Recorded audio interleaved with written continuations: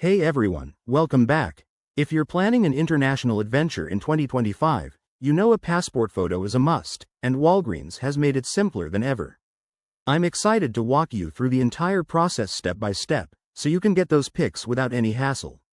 Let's dive right in. First things first, before you head out, double check that your local Walgreens offers passport photo services. Most do, but it's always smart to call ahead or check their website. In 2025, Walgreens has upgraded their system with a user-friendly app where you can schedule an appointment or even upload a self-taken photo for quick verification. Talk about convenient. Once you're ready, prepare for your photo. Remember, passport rules are strict. No smiles, neutral expression, plain background, and no accessories like hats or glasses. Dress neatly and make sure your face is well lit. Now, hop over to the store. When you arrive, look for the photo kiosk or ask a staff member for help. They'll guide you to a professional setup where you can pose in front of a digital backdrop. The process is straightforward.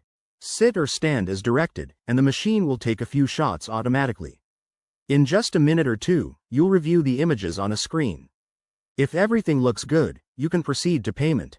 Prices are affordable, usually around $15 for 2 photos, and you can pay via cash, card, or even mobile wallet options that are more advanced in 2025.